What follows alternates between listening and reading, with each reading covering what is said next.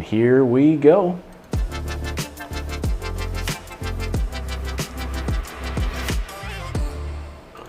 All right. It's Wednesday, August 5th. I'm Clayton Morris. Welcome to Morning Invest, the only morning business news show for the average American, not the Wall Street type. We give you the news you can use in under an hour. Plus, my co-host is a cute, adorable 6-month-old mini pincher who is the best morning co-host in television or in broadcast, some kind of broadcast. Of course, I set up a camera for him and he ignores where I put the camera. So maybe he's not the best co-host. He's not hitting his marks. Good to see all of you today on the show. We're going to be deep diving the stimulus. We had some major news on the stimulus overnight, some major progress, and it's given us some hope. So good news, everyone. Good news that I can report today on the stimulus front. But I also want to caution you, I don't want to get our hopes up too high. So I want to say that at the outset. We'll deep dive some of the concessions and where Republicans have caved big time on a key piece of this legislation. We'll tell you about that. We're also going to be talking about going back to school. We have the first sampling of going back to school in the United States, and that report card is not good. We'll tell you what that report card looks like, what that means for more reopenings of schools across the country. We're also going to be talking about the 5 things you need to know as you start your day, and we will be going to the Middle East for our top story. Before we get there, though, please don't forget you can subscribe to our morning newsletter. Every morning we send this out first thing in the morning. It's totally free, costs you nothing, and you get smarter. That's the best part. At least I hope you do. Tell me, do you guys like the newsletter? Let me know in the comments below if you do. It's totally free. You can go to morninginvest.com. We really try to give you a bite-sized look at the morning business news that we think is important to you with a little bit of humor. You can read it over your coffee in about 5 minutes, and then you can forward it on to a friend and say, hey, I learned something this morning. So thank you so much for subscribing to our newsletter. All right. I want to begin today with what unfolded. These are the 5 things that I think you need to know today as you start your day. Let's go first to what happened in Beirut yesterday afternoon.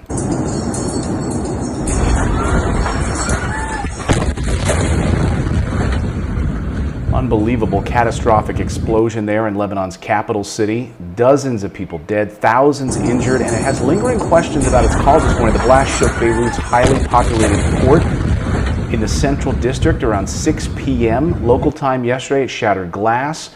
It rocked the whole city. Estimates now about $5 billion in damage. The full extent of the damage is yet to be known, though, and there are 4,000 people injured. Hospitals filled up. The prime minister there said an investigation would focus on the 2,700 metric tons of ammonium nitrate that was being stored in that warehouse. President Trump came out and tweeted that it was an attack. That has not been confirmed. Hezbollah said they weren't responsible. Israel said they're not responsible. No one's claimed responsibility for this. And you know what terrorists like to do? They like to claim responsibility. So this warehouse had been housing this ammonium nitrate for years, and apparently it wasn't being held very well because what happened. And just a terrible situation. When you watch this, it looks like tsunami rocking the city. Some are comparing it to the type of explosion that they saw at the Oklahoma City building. Of course, the different types of nitrate and fertilizer bombs that were used there at the Oklahoma City bombing. Countries around the world have offered condolences and pledged aid for whatever the Lebanese Red Cross needs right now. They have an unprecedented and very large disaster. Destroyed just about everything downtown. Terrifying, and absolutely our hearts go out to the people of Lebanon this morning, and they are overrun with people having to donate blood there at the hospitals. That's their primary concern right now in Lebanon. Look, anytime we have one of these massive disasters right now, we're dealing with the hurricane in the United States on top of an international pandemic. I guess that's what a pandemic is. I don't need to use the word international. A pandemic. So a massive blast that kills potentially hundreds of people and thousands of people in a hospital on top of a pandemic. Our hearts go out to those individuals there. Next up, it's coronavirus news and an update on these vaccines I want to bring to you this morning.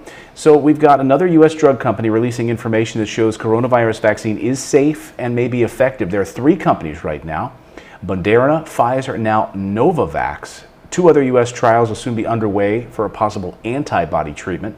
Meanwhile, in the absence of a national testing plan right now, we have still a lot of deaths, 1,500 deaths per day, bringing the nationwide death toll to just under 150,000. And then, of course, when President Trump yesterday was asked about this in that interview, well, he was asked over the weekend about the coronavirus deaths during that Axios interview, which, by the way, is still, they're still doing damage control this morning. The White House is still on damage control, trying to walk back that disastrous interview that he had. Let me see if I can pull up that video in case anyone missed it from yesterday. I've watched it now multiple times. I still can't believe what I was hearing yesterday. Let me see if I can get this up for you in the meantime. Yes, here we go. So here was that interview, but the president is now walking this back, or trying to. The White House is trying to do damage control after they said, you know, the coronavirus deaths, 1,400 a day, 1,200 a day, it is what it is. It is what it is. The White House walking that back. But if you missed this Axios interview, Republicans are running as fast as they can away from President Trump right now. We're going to look at some of these charts. I'd love to.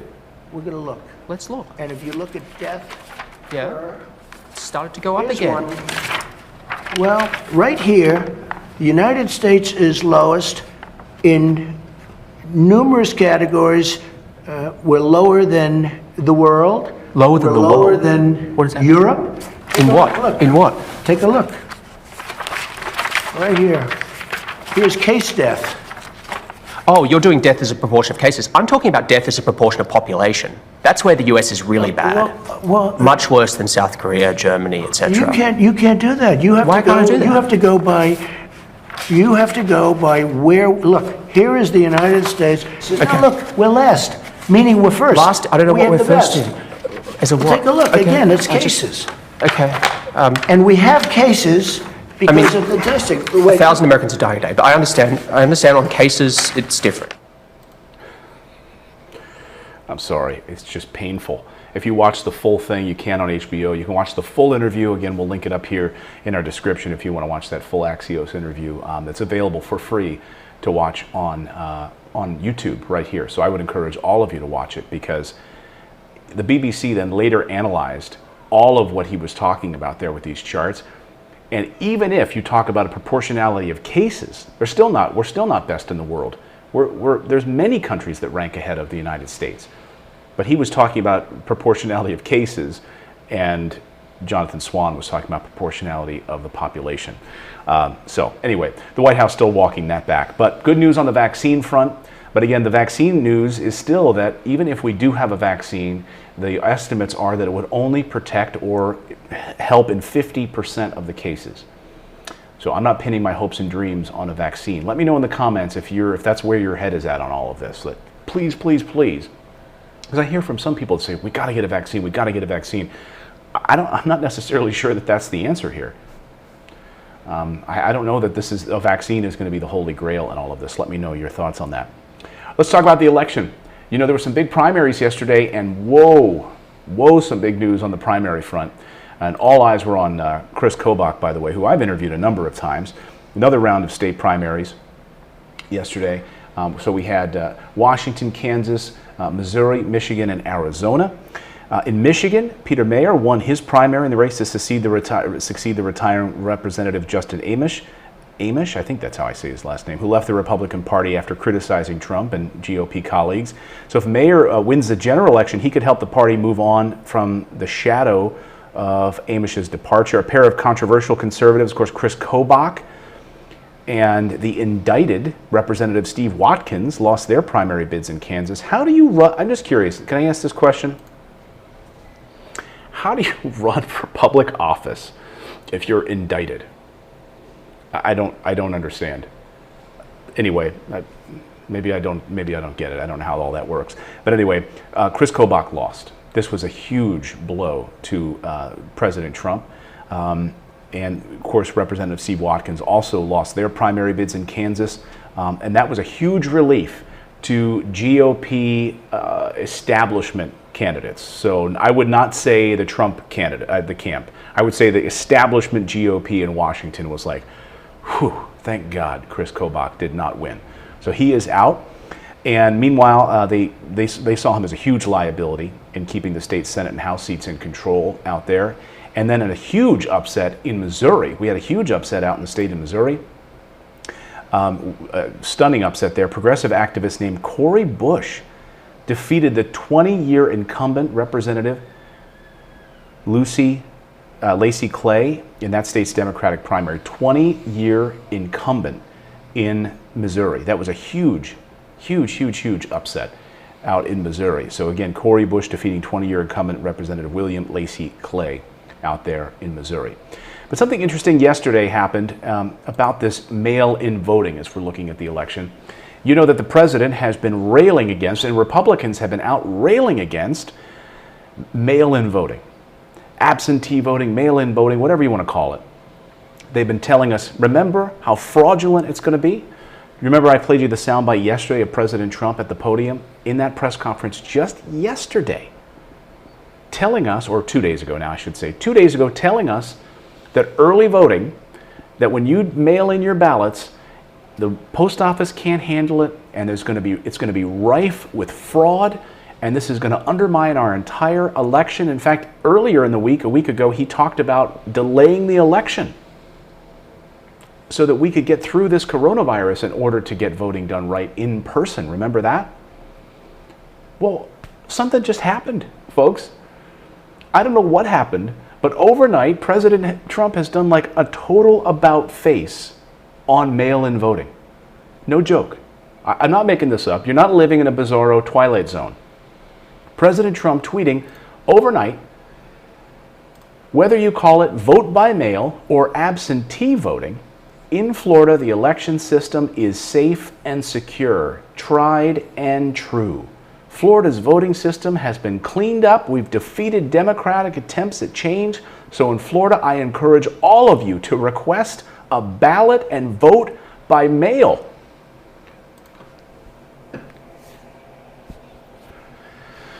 Grover, where the hell am I living? What planet am I on? I mean, if I didn't live and breathe the news and read hundreds of articles a day and study this stuff, I would think that you're just pulling my chain. Like if I just told you that yesterday President Trump was telling you how rife with fraud mail-in voting would be and we should avoid it at all costs and we should delay the election, and then one day later he says it's fantastic, you should all order a mail-in ballot, which is exactly what I've been telling all of you to do. You want to stand in a long coronavirus line? No. We've been doing mail-in ballots since the Civil War. It's good enough for our diplomats. It's good enough for members of it's good enough for our president. He's been doing mail-in voting from Florida for years. His primary residence is Florida. You know that, right? Palm Beach. So he does mail-in voting already. He did it last cycle. He did it in the midterms. It's okay for him. So what's going on here? Well, I'll tell you what's going on here. I've followed politics long enough to know what's going on here. He's getting some phone calls. You know who he's getting phone calls from? Republican Party chairman. That's who he's getting phone calls from. And guess what? They're telling him, we need those votes. So stop telling people to stop voting by mail. We need those votes. Republicans have won elections because of mail-in voting. They've won elections in Florida thanks to mail-in votes. So if you encourage all of your Republican constituents to not trust the system, guess what? You're going to lose even bigger than you might already lose. That's what's going on here. David Weigel is an excellent reporter with the Washington Post. He breaks it down even further because he talks about, okay, Ron DeSantis, party leaders in Florida probably called up President Trump and say, hey, stop crapping all over mail-in voting. We need those votes here. And by the way, who's going to, all these old people in Florida, look how many, senior citizens go to Florida to retire. Do you think they're going to want to take their life into their own hands and go to a polling place on November 3rd? No. You do not have to be a genius to figure out what's going on here. They need those votes. And President Trump has been undermining the whole mail-in vote process by calling it fraudulent. And all of these little Republican parrots start parroting what he says. I saw President Trump say it's fraudulent. It's fraudulent. It's horse crap. You know it and I know it, and there's zero evidence of it. Zero. David Dayen was on our show yesterday. He pointed out, he said, there's zero evidence of fraud. Zero. So here was David Weigel, Washington Post reporter, talking about what's going on here in Florida, and I think he sums it up perfectly.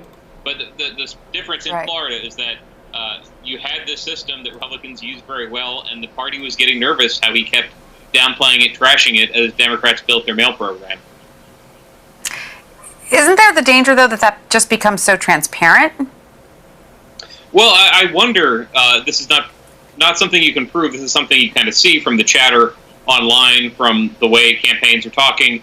I have a sense that the president, in talking so much about this, has elevated the salience of mail voting, the rules, how to do it, for a lot of Democrats. Now, for a lot of Republicans too, but generally what we've seen from Republicans and heard from local parties is that their voters are more and more suspicious of mail voting, period. What we've heard from Democrats is that they want to know their options, they're looking them up, and they're worried about things they've heard, failures like we saw in New York, which luckily, I mean, we've had a number of primaries since the pandemic began. New York was a special case in screwing up a key part of the process where post offices were stamping ballots to prove they were received on a certain day. Absent that, Democrats have been worried about people not signing the ballots, not being familiar with the rules. And every day the president talks about it, they have another opening to discuss this. And if you watch local news in some states, they often have an expert on to talk about how the process is going to work for you. Just normal kind of, not human interest, but consumer rights reporting almost. So that's the deal. Look, we all have inherent biases. I have evolved my position on a lot of this in politics right now. I see people in the chat saying, Morris is a leftist. I've had people yell at me and say that I'm a conservative, when I worked at Fox, you're a conservative Trumper. Don't tell me what I am. I have evolved my position on a number of topics over the years. I've praised Donald Trump on what he's done with China in part. I had a story in our newsletter today where I praised him for what he was doing on water and land rights in the newsletter. I'm a realist. And so when I look at different people's policies on certain things, like I'm not a fan of what Vice President Biden wants to do with his economic policies right now.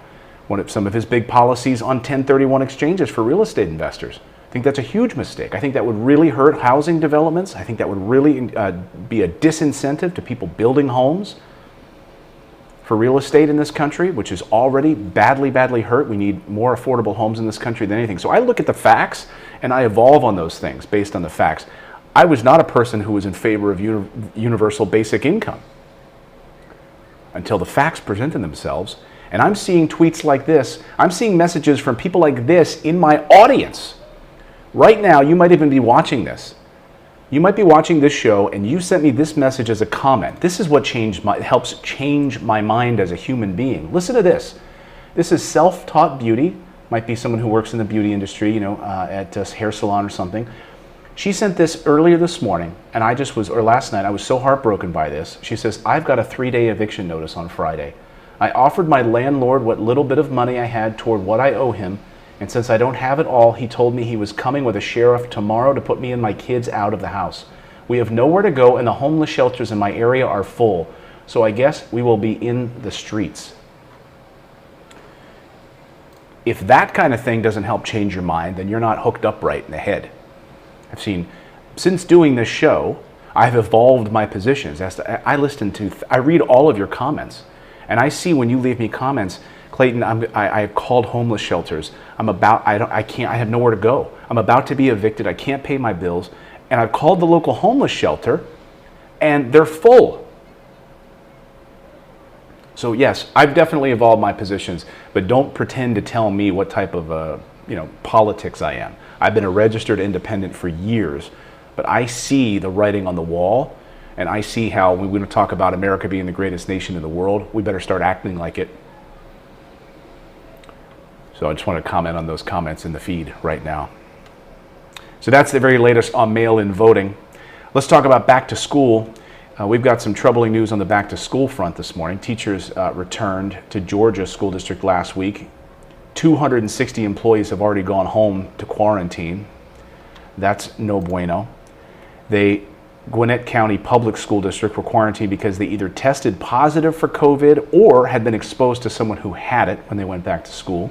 Again, I ask you in the chat right now, are you going to be sending your kids to school?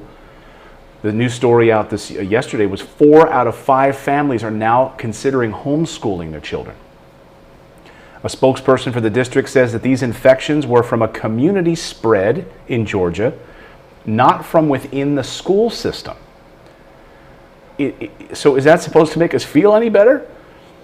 No one thought COVID was hiding in lockers waiting for the kids to come back to the school, right? Like, hey, we're here. Oh, COVID, I'm COVID. I'm Clayton COVID. I've been here all summer. No one's been here. It's been real quiet in here. I've been playing in the basketball arena and in the pool while you guys have been home for summer break. I'm Clayton COVID. I'm just hanging out here in school. Ooh, guess what? I hear the kids are coming back tomorrow. Let's get them. So it did not come from the school. It came from a community spread. 260 school employees. Again, all of this argument about, our kids will get through this easier, they'll bounce back easier because, kids are more resilient, that's great. But what about all the teachers? The average age of a teacher in America's public schools is 50 years and higher. How will they handle it? Here's a story on the top 5 list this morning that I thought was incredibly troubling. This is the 5th thing that I think you need to know to start your day. I didn't know much about this story, but I've been following it over the past few weeks, and we've got an update now from the senators on this story. During, these Black Lives Matter protests, 17,000 protesters had no idea that a tech company was tracing and tracking every movement they made while they were at these different events. Now, 4 lawmakers, including Senator Elizabeth Warren, said that they have serious concerns about this data mining company called Mobile Walla. And it followed this breaking story from BuzzFeed News when they broke this story. Senator Ron Wyden, Representative Mark DeSaulnier, and House Committee on Oversight and Reform Chairman Carolyn Maloney demanded more information about the data that this company collects and how it's used. They also asked if any American and non-American governments have access to this data. Lawmakers who said they were concerned that data was collected or other data brokers could be used to enable state-sponsored retaliation against protesters. I think this is horribly troubling to find out that this company that you didn't give access to knows about your position and it knows about this data they then released a report on. So this Mobile Walla company gathered all of this data about different protesters, white, black, Asian, Hispanic, every group was in this study. And they released this study with 60 different pie charts. They called it George Floyd Protester Demographics, an insight across 4 major U.S. cities. The company believes they then broke it down by that there was young adults, 18 to 34, they have middle age, 35 to 54 or older, 55 and plus, African American, Caucasian, Hispanic, Asian Americans. They went to Minneapolis, New York, Los Angeles, Atlanta, and they were tracking all these people's data. Who ordered it?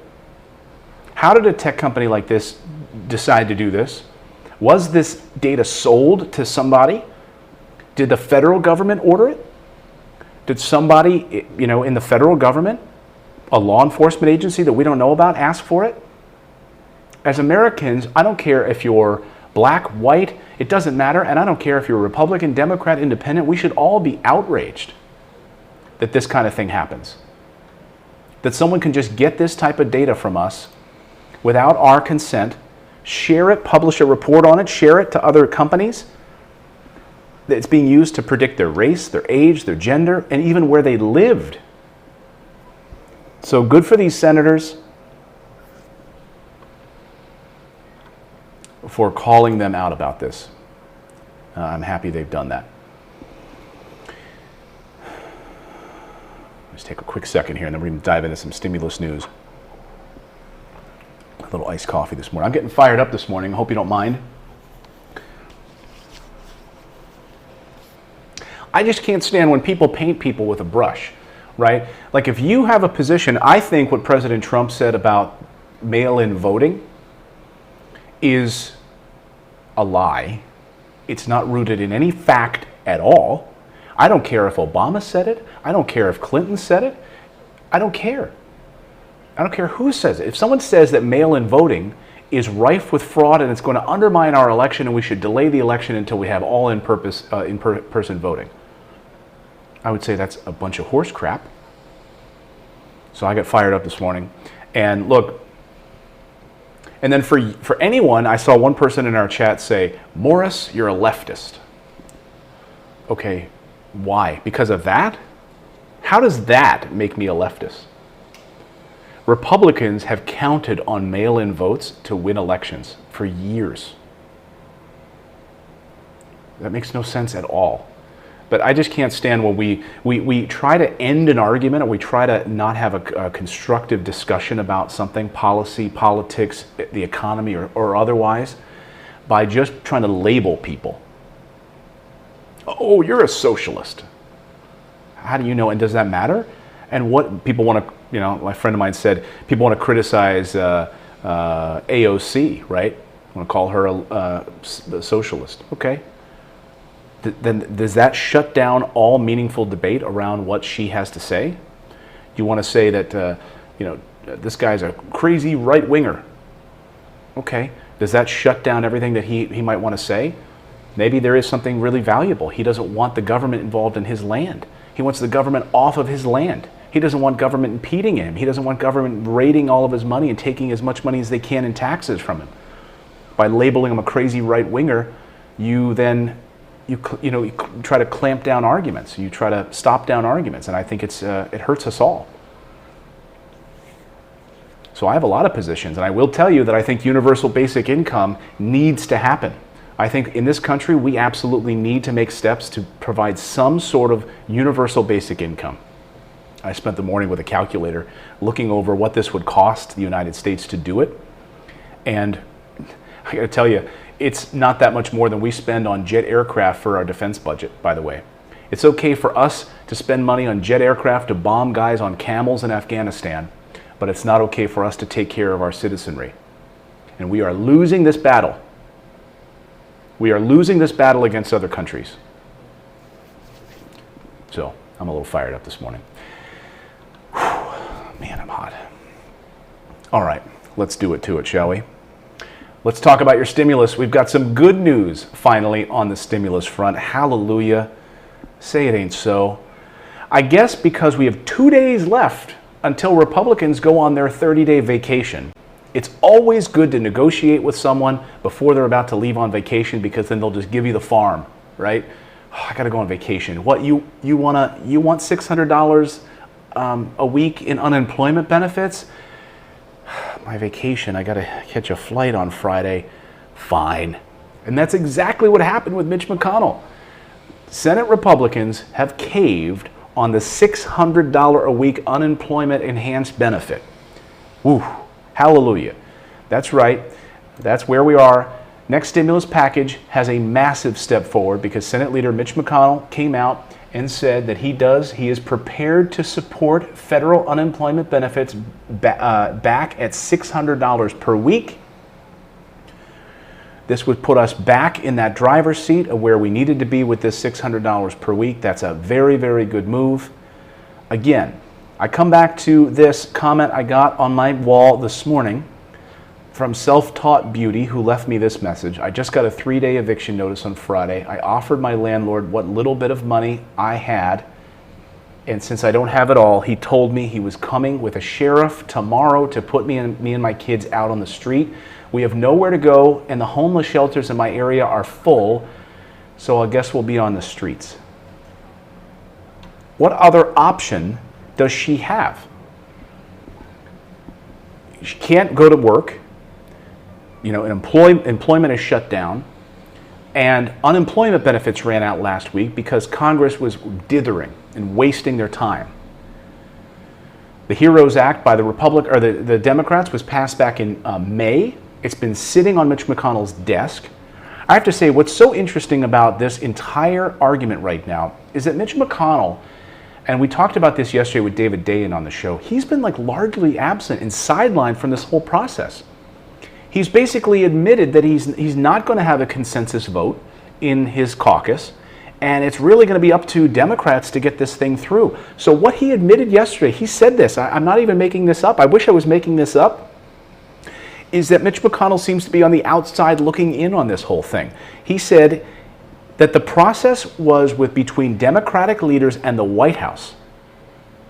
He said that yesterday, that this process is being meshed out right now, ferreted out, whatever you want to call it, between the White House, Mark Meadows, President Trump, and Democrats. And he's like, he admitted, until they get something, then they'll bring it to me. He's been marginalized. He's been pushed out of this whole process, and hallelujah, because he's been a failure for months on this. He's been an absolute failure for months on this. Totally out of touch, totally tone deaf, and his race in Kentucky right now, could change the entire dynamic of the Senate if he loses in November. Mitch McConnell, I really think your time is up. Your clock is ticking. Chuck Schumer took to Twitter right after this comments, and I'll play that for you here in a second. Here's what Mitch McConnell said yesterday in front of reporters about the process and how, he's not going to have, there's going to be like 20 different Republicans who aren't going to vote for a thing because they think we've already done too much. Yeah, tell that to her. Tell that to her, who's about to be thrown out of her house. You've already done too much. Republicans, you've just done too much. You've just done so much for people like that. No, you know what you've done? You've done so much for businesses. You've done so much for Wall Street. Screw the little guy. Keep doing what you're doing for big businesses, though, and protecting those businesses. Look, we all want a robust business environment in the United States, but at what cost? They don't have to be mutually exclusive. Take care of our people the way you take care of big businesses. Here's Mitch McConnell yesterday on why he's sort of smirking. What? They were to have a consensus in here. Have a consensus. That much closer to the election. So I don't think the definition of success here is whether we have a unanimous vote. I think the definition of success is the product something that will actually make a difference? Liability protection, kids back in school, PPP replenished, health care, something that would actually make a difference. And in addition to a solution to this unemployment problem, we know it's going to be unacceptably high for a long time. We have a role to play in that. We've argued about just how generous it should be in terms of getting people back to work. And we're advocating sending another $1,200 check to those people who've been really hurt by this, a significant percentage of whom are in the hospitality field. They work for hotels or restaurants. So notice what I first said there on my list. My first thing I said in my list was liability protection, and then I mentioned the people way down here. Priorities, right? You got your priorities together. I'm glad you made no mention of unemployment benefits in your first round in your HEALS Act. That was not part of your plan. You really didn't. I mean, you were talking about a 70%, $200 if that, was going nowhere. You didn't talk about extensions for health care. What about hazard pay? All of those things were not mentioned. Now you want to talk about the people, but not having a consensus is no big deal. Okay. Where are Republicans on this? 20 Republicans that aren't going to vote for this and helping Americans. You know why? Because they got their big bailout already for big businesses. They got their first plan through a few months ago that helped with the PPP program and helped big businesses. Yeah. Well, Senator Chuck Schumer tweeted right away, "Today we learned that the most recent quarter was the worst on record for our economy. Last night, Senator McConnell confirmed that 20 Republican senators don't want to do anything more to fight this crisis. We won't stop fighting until Americans get the relief they deserve. So this is as Byron York was talking about the next stage of this is a classic back and forth Washington negotiation right now. We play this game, but the point I'm making, and I have been making, is why in the world did Republicans wait to start playing this game until right before they're about to go on vacation and 2.5 months after the Democrats passed their HEROES Act? They could have said, yes, this is too much, this is too big, there are a lot of lefty programs in here, there's a lot of bloat for cannabis, and there's blue state bailout money for pension plans and whatever else you don't like in this thing. Why don't you do something about it and have a discussion right now? Instead, they did what? They dithered. My favorite word. I'm going to get a shirt made with that on there. So here is Byron York at the Washington Examiner, and he thinks this is where negotiations are right now. This is not an end, folks. I mean, yes, they've given in the concession on the $600 per week, but we are not done. Listen.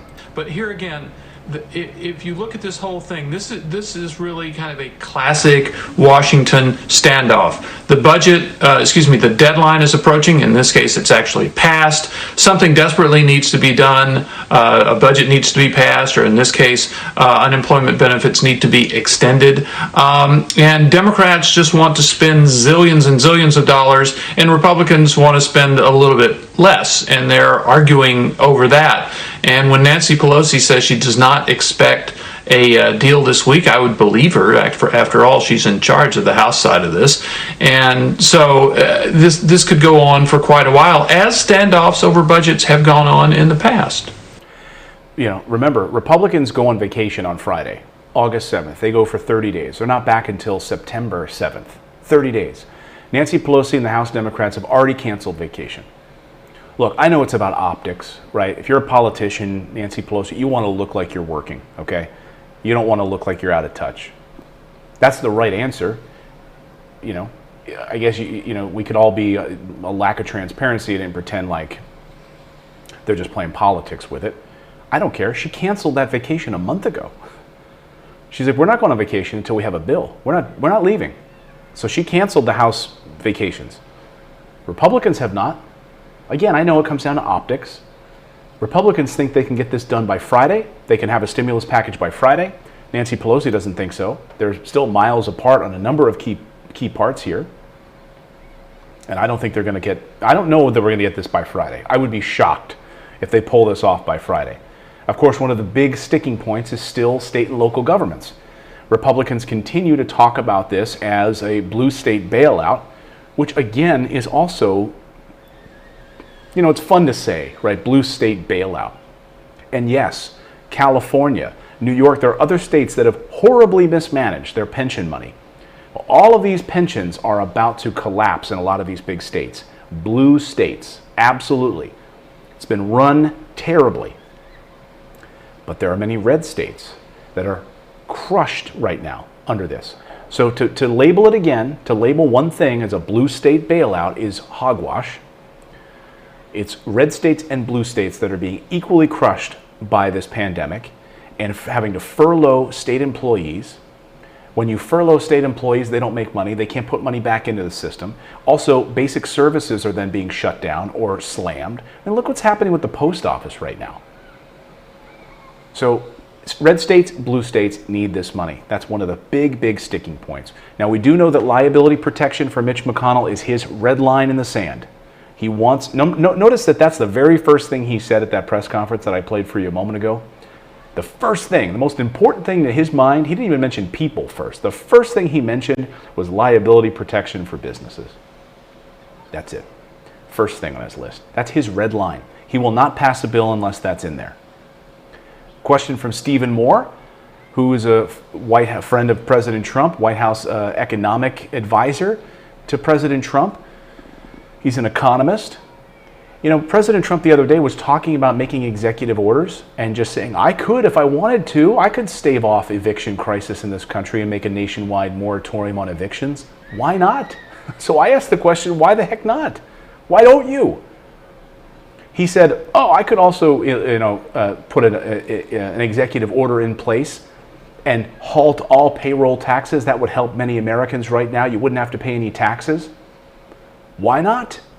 Okay, if you have solutions and you're waiting on Congress and they're dithering, why don't you do something? So Stephen Moore says, you know what? I think that's a good idea, Mr. President. Stop waiting on Congress. Of course, he's picking on Nancy Pelosi specifically, but why don't you look at your own senators? Why don't you look at your own Republican senators, where you have 20 of them that are not going to vote for anything? Why don't you do something? Here's Stephen Moore. So my point is, I don't see any utility right now from Donald Trump continuing to negotiate with Nancy Pelosi. There is not a single thing that she is in favor of that is good for the economy. I've read through her $3 trillion bill. It's all just giveaways to left-wing special interest groups. So Donald Trump, just do it. Just suspend the payroll tax, stimulate the economy that way. And if you want to make some separate deals with Pelosi, great. But right now, Stuart, this phase 4 negotiation is looking like a train wreck. It's going to ruin the Republican Party. It's going to split the party down the middle, and it's going to enact a lot of provisions that will not do a lot of good for the economy at all. Okay, so we're focused on the economy here. I get that part of it, right? And you're an economist, Stephen. I get it. I've interviewed Stephen for years. I think once a week for 10 years I interviewed Stephen on our show. And you know, he is definitely a conservative economist, and that's where his head is at on this, right? But when he says he read the entire HEROES Act and he looked through it, I did too. I read Nancy Pelosi's bill. There's a lot in there that's important for the American family right now. The stimulus checks, how is that? He said it was all. He used the word all. The whole thing was just a pile of left-wing programs. Stimulus checks for the American family. Money for people not being evicted. $100 billion so people could stay in their homes.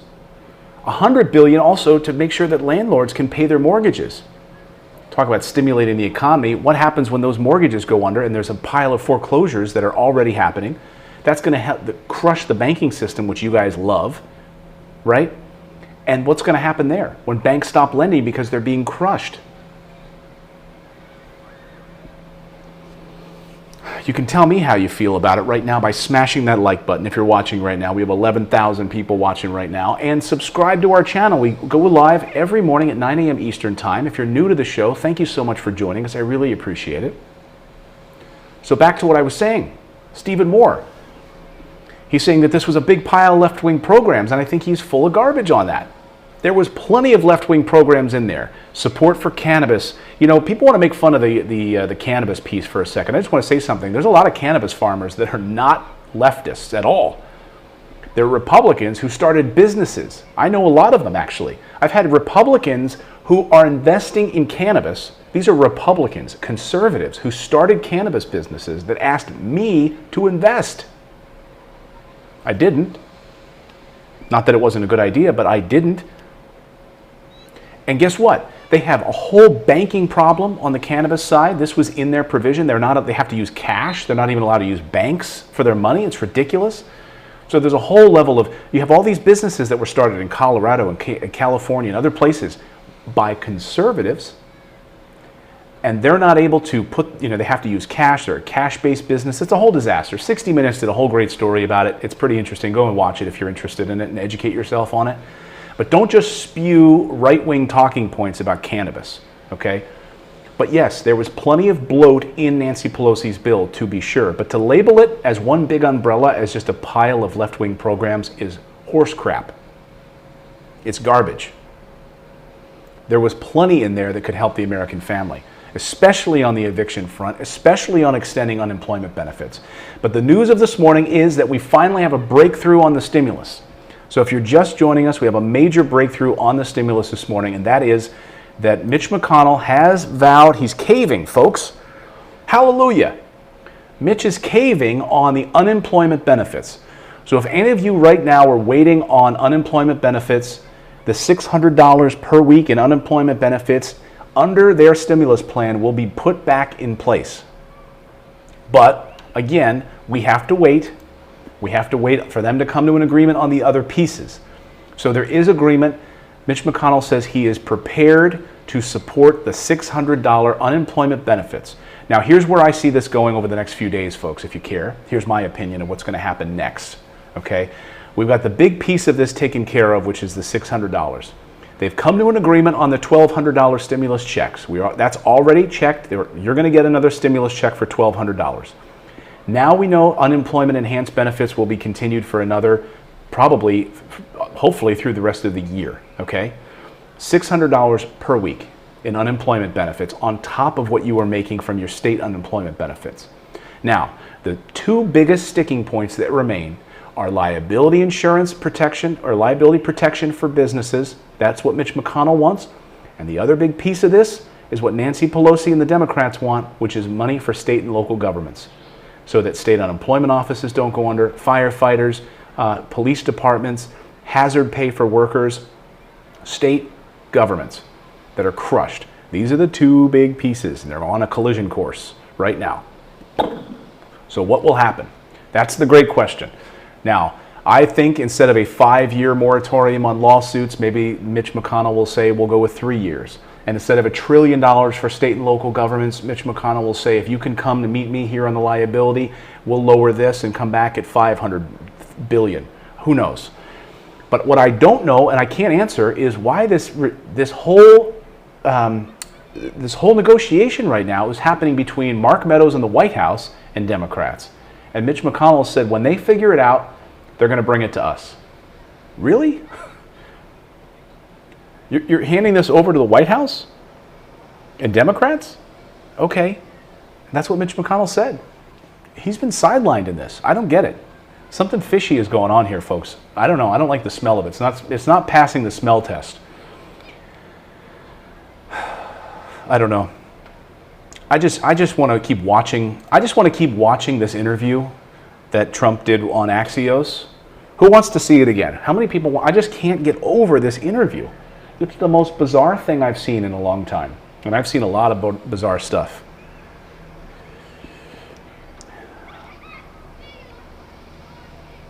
Yeah, I want to play this again. Who wants to see it? I want to play it. I'm going to play it because it's my show. I get to do what I want. This is President Trump. This is the interview that everybody is talking about. It was trending all over Twitter. And this reporter, Jonathan Swan, he did something that no other reporter is able to do. Like, he managed to get answers and cut through the smoke in a way that no other American reporter has been able to do. I don't know if it was his passive-aggressive way of doing it. He actually, when I was watching him, I had to say, I turned to my wife and I was like, he kind of reminds me of me. Because he can do that passive-aggressive thing really well. And so when he looks down at the papers and he says, I see what you did here. I see what you did here. You totally screwed up, but I see what you did. You're looking at a proportion of cases. I'm talking about a proportion of population. I see where you went wrong. He did it in almost like a Trumpian condescending way back to him. And I kind of appreciated that. I like a good smartass. I'm from Philadelphia. But I loved, this is fantastic. I just can't get over that this is the President of the United States trying to tell a reporter what statistics that they should use. Here, no, use my fake statistics. Use the ones that make me look better. Take a look at some of these charts. I'd love to. We're going to look. Let's look. And if you look at death, It's started to go up here's again. one. Well, right here, the United States is lowest in numerous categories. We're lower than the world. Lower than we're the lower world? than What is that? Europe. In what? Look. In what? Take a look. Right here. Here's case death. Oh, you're doing death as a proportion of cases. I'm talking about death as a proportion of population. That's where the US is really bad. Well, Much worse than South Korea, Germany, etc. you can't do that. You have Why to go. can't I do that? You have to go by where. Look, here is the United States. Says, Okay. "No, look, we're last," meaning we're first. Last, I don't know We what had we're the first best. in. As a what? Take a look Okay, again. It's I just- cases, Okay. and we have cases because of the testing. Wait, 1,000 Americans are dying a day, but I understand on cases it's different.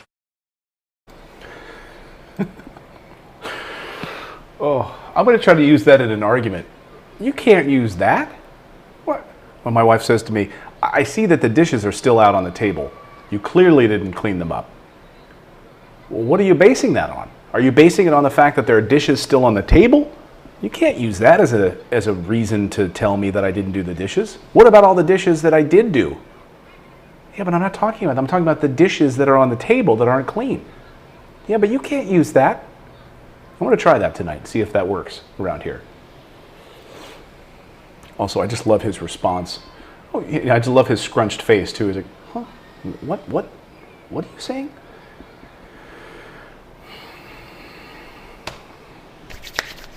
So that's our big update today. Thank you so much for subscribing, smashing that like button. We set a new record here. Thank you to the 11,000 of you who are watching live. I really appreciate that. If we were in an arena right now, that would be bigger than a Trump rally was in Tulsa.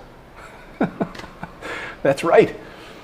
Because you care about the future of this country. You care about your families. You care about making a difference. I want you to go to vote.org and look for that absentee ballot, okay? Now that we know that the president supports absentee and mail-in voting, maybe that'll change some people's minds.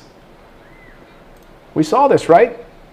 There you go. President Trump tweeting yesterday, whether you call it vote by mail or absentee voting in Florida, the election system is safe and secure, tried and true. Florida's voting system has been cleaned up. We defeated Democrats' attempt to change. So in Florida, I encourage all of you to request a ballot and vote by mail.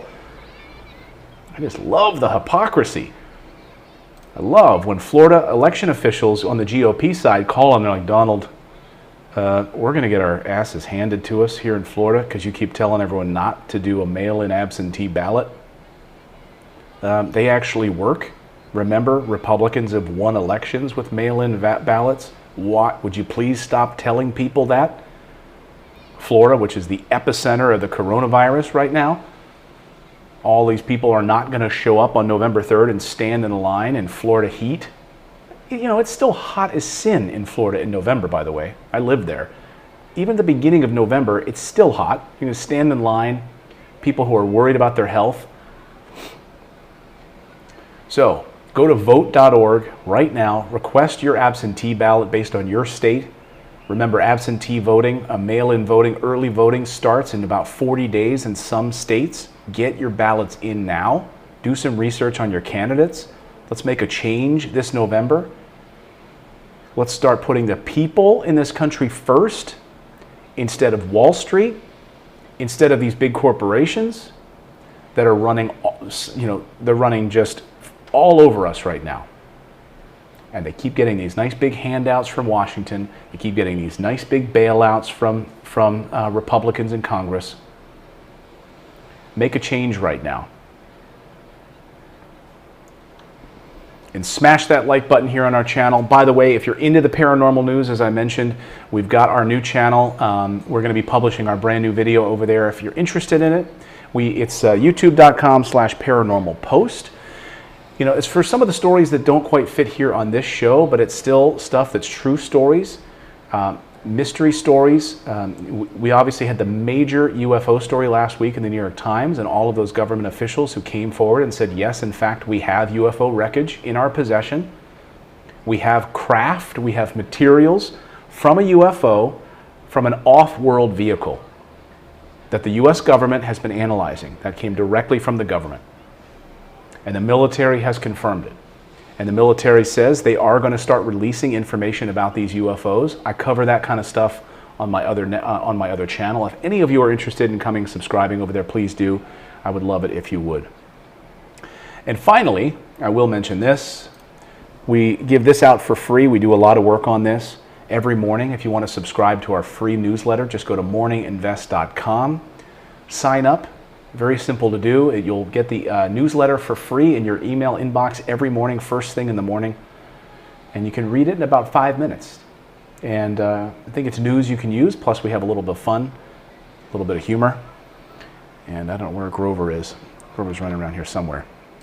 I wanted him to say goodbye before we leave, but I can't find him.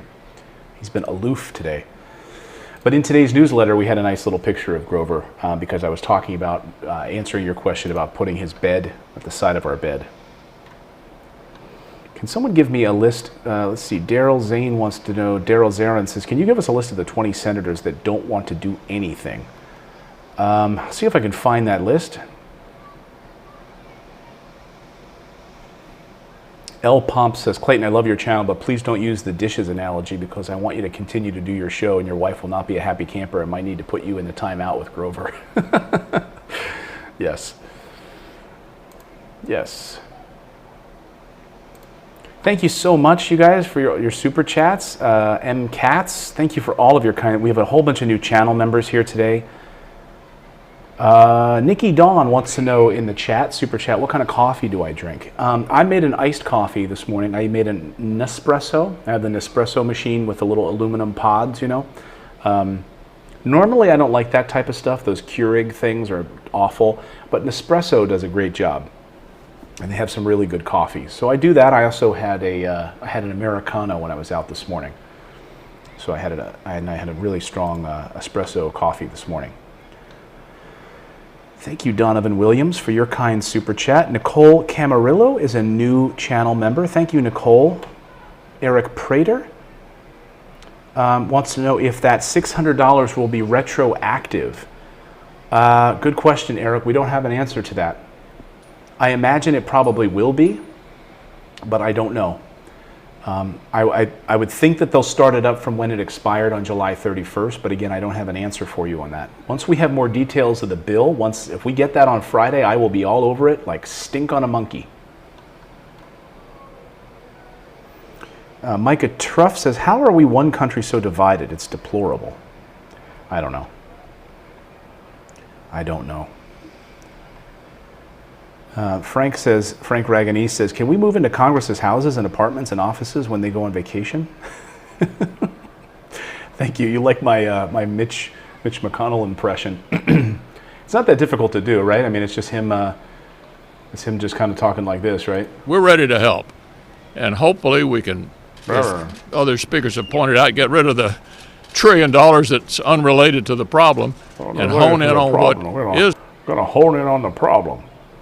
Now, that $1 trillion, that would just help states. That would just help, that would just help frontline workers. That's not related to the problem.